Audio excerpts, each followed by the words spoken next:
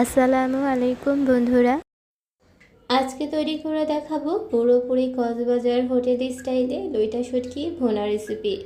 এটা খেতে যে কত মজার হয় যারা পছন্দ করে তারাই জানে।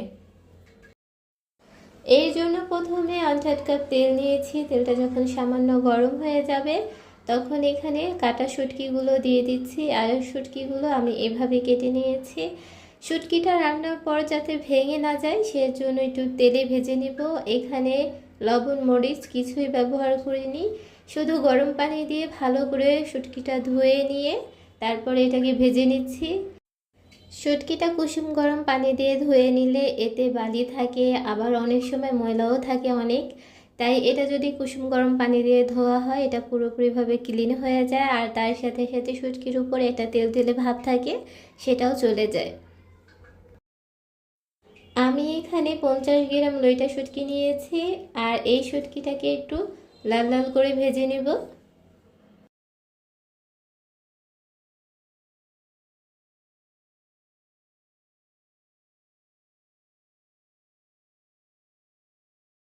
ভাজা হয়ে গেলে শুটকিটাকে উঠিয়ে রেখে দিব।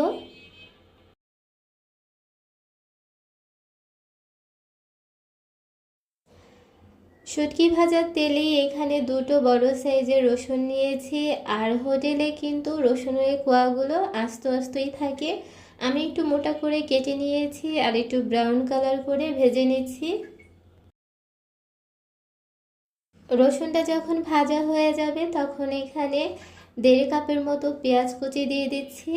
পেঁয়াজটাকে লাল করে ভাজার কোনো প্রয়োজন নেই। পেঁয়াজটা যখন একটু নরম হয়ে যাবে তখনই এটার মধ্যে মশলা অ্যাড করে দেব। এখানে দিয়ে দিচ্ছি 2 চামচ লাল মরিচের গুঁড়ো, তবে ঝাল যদি কম খাও তাহলে 1 চামচ দিলেই হবে। আর দিয়ে দিচ্ছি 1 চামচ হলুদের গুঁড়ো, আর 1 চামচ দিয়ে দিচ্ছি ধনিয়ার গুঁড়ো। আমি ঝাল বেশি খেতে পছন্দ করি তাই মরিচের গুঁড়োটাও বেশি দিয়েছি। এখন একটু এটাকে তেলে ভেজে নিব। সামান্য একটু কষানো হয়ে গেলে এখানে পানি দিয়ে দিব যাতে মশলাটা পুড়ে না যায়।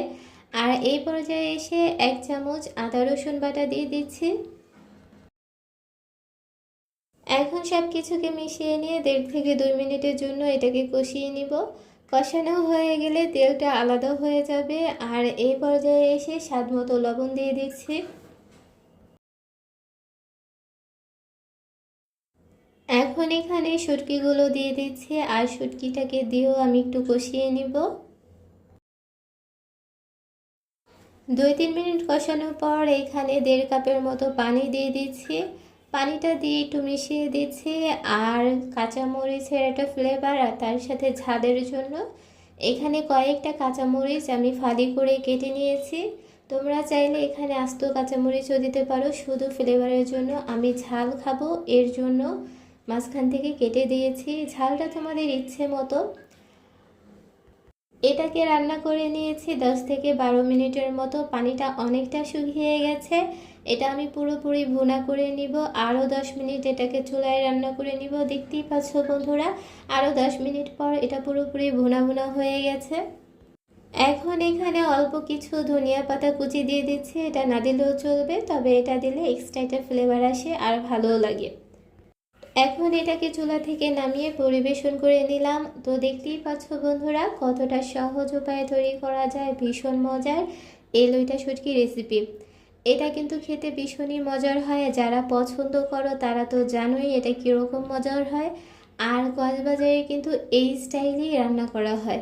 এই লইটা শুটকিটা গরম ভাতের সাথে খেতে এত মজার হয়, যারা খুব কম পরিমাণে ভাত খায় তারাও কিন্তু 1-2 প্লেট ভাত তৃপ্তি সহকারে খেয়ে নিতে পারে। তো রেসিপিটি ভালো লাগলে তোমরা অবশ্যই একবার ট্রাই করে দেখতে পারো।